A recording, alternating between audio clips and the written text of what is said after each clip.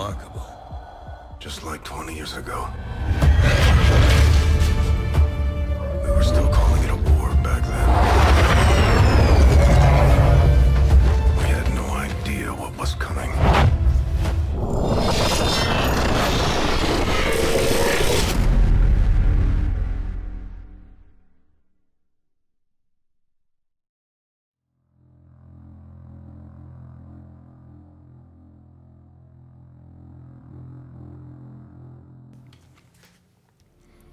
Ladies and gentlemen, welcome back to another episode of XCOM 2. Now, this episode has been pre-recorded because I fucked up, or as they would say, cheated. Actually, no, I cheated accidentally where I was playing a casual playthrough and I accidentally saved over the Let's Play save file. So this is the last mission I did with the Let's Play, so I just wanted to show you what happened and just talk about what's next for the XCOM series, as well as give you a few details of what's also upcoming onto the channel as well. So here I am doing a council mission, and my team is just getting in. It's a VIP escort type mission where you have to go and find the VIP in a van, free him, and then get all XCOM units and the VIP out. Meanwhile, there's death and destruction all around. So yeah, that's this mission in a nutshell. Soon we'll be getting into it right here. And let's get into the gameplay. And we're in the game, ladies and gentlemen. So my strategy for this mission in particular was to stay as hidden as long as possible and try and get a good flank on the van. Now, the problem with this mission is the van is kind of in the middle of the street where there's not much cover, so to set up an ambush is quite difficult because the alien scum kind of hover around the van itself. So therefore you have to use trickery and just get into better cover before fighting anybody. Now in this particular mission I do run into some baddies that are quite annoying, but at the same time too, I think I'm starting to get a feel for the game itself and figuring little things out here and there and how to progress and how to keep agents healthy and not die and, you know, and get some experience. So slowly but surely getting better at the game, but it is fucking hard as all hell. Now, that being said, the format is going to change for XCOM 2. Instead of me just commenting over top of this, what I'm going to do is I am going to try and make it a little bit more cinematic, a little bit more intense, a little bit more kind of give it a fourth wall in a sense where I, instead of talking to you guys, I'll be technically talking to the computerized agents here that I'm controlling. But at the same time, I think it's just be a little bit more entertaining than just, you know, me trying to fumble around through these missions. And also just to try something new, because I'm sure there's plenty of videos out there where just people talking over this gameplay and this great game in itself. So here you see these stupid snakes. They are stupidly fucking annoying because of their large health pool and their abilities. They can do like a tongue hook thing where they basically pull your character in towards them and then they bind them. They have just a straight up bind. They also can shoot poison, as you'll see in a second. And that does damage over time over your agents. And then in that time, your agents can panic and la la la. I mean, like, the game is fucking ruthless in what it has to offer early on. And, you know, just the sheer percentages of shots that are taken, I don't think they're equally representative. I haven't figured out that aspect yet to really take advantage of that and to know when to shoot and when to just go into Overwatch and all that shit. So here I take a Pacha, this little funky shot that Zhuzhur takes. It's a little sidewinder there. And then unfortunately you get the snake dodges. This was a very upsetting turn for me, really. I kind of felt that I should have gotten at least a kill, but alas, after Babatunde takes a shot, the fucking snake stays alive with 1 goddamn health, which is fucking bullshit.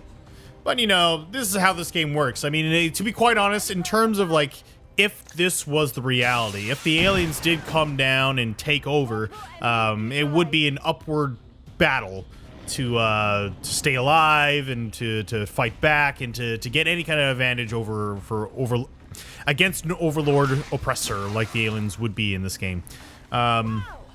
So I do give the game kudos for that, but you know, as a player playing the game, the shit that does happen, it's just like the snowballing comedy of errors. You know, one guy would get poisoned, and then one of your guy panics, runs around into open cover, and then just gets fucking his head blown off. And then you lose turns, and you know, just shit happens, and on a dime, the game can just snowball you over and fuck you. But you know, whatever.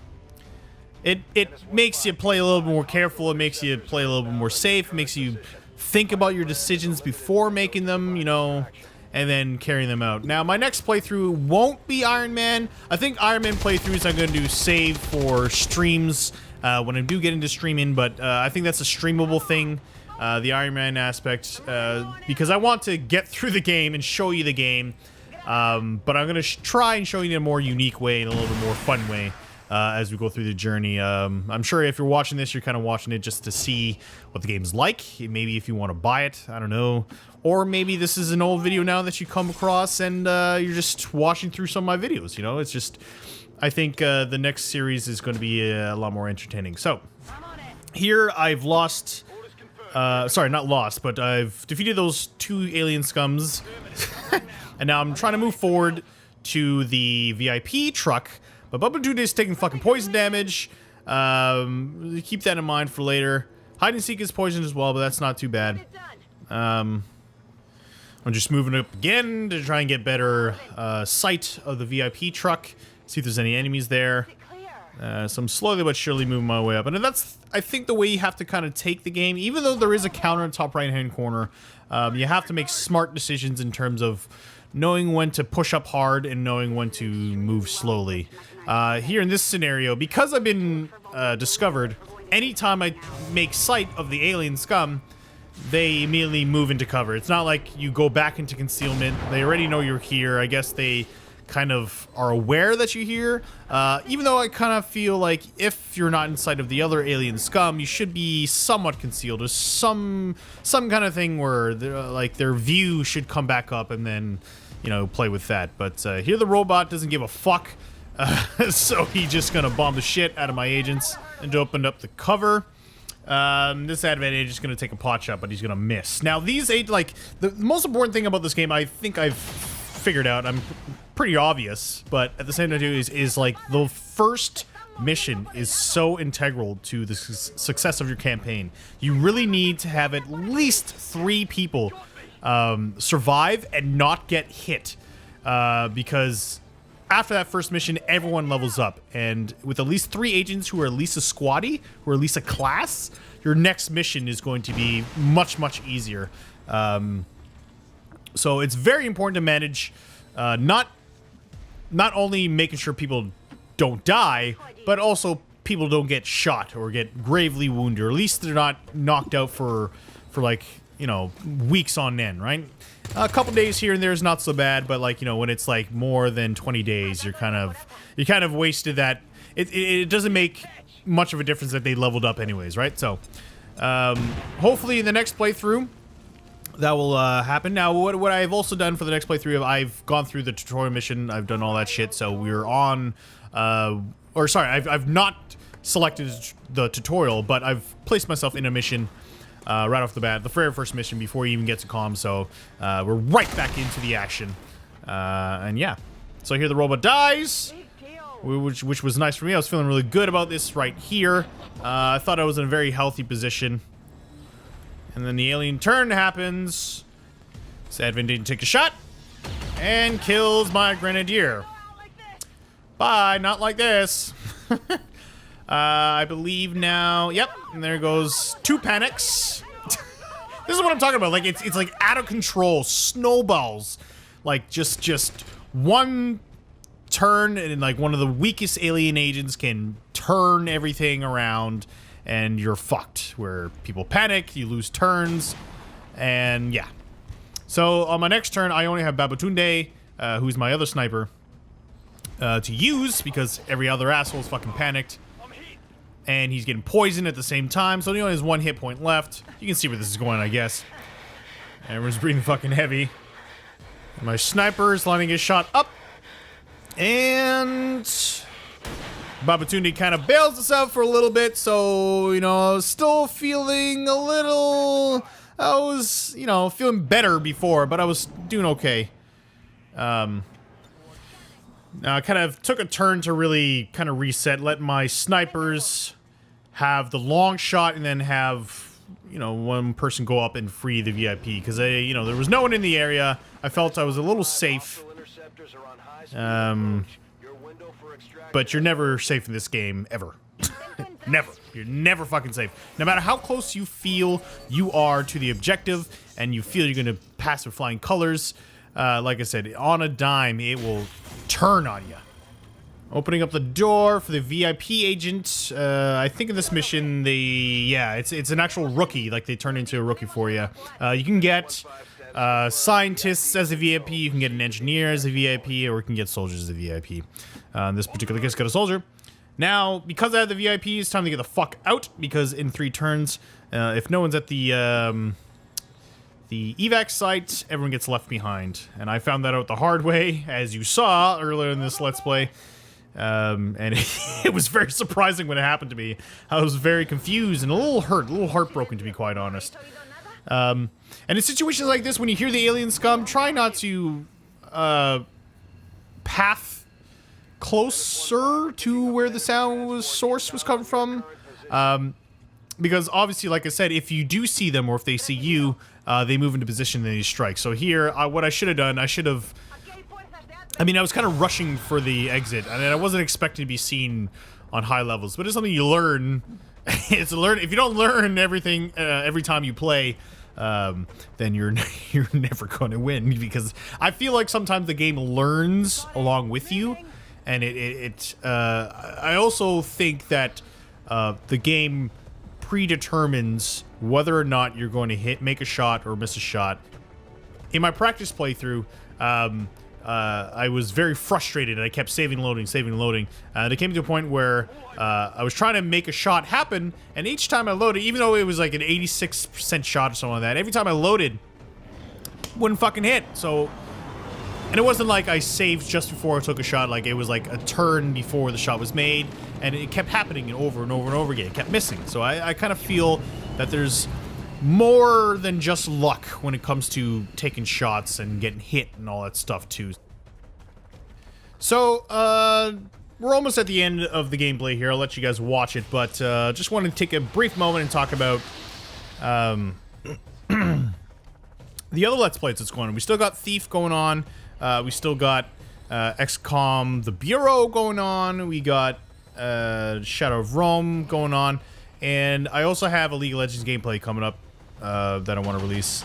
Now, as Babatunde dies, he would have survived if he wasn't fucking poisoned.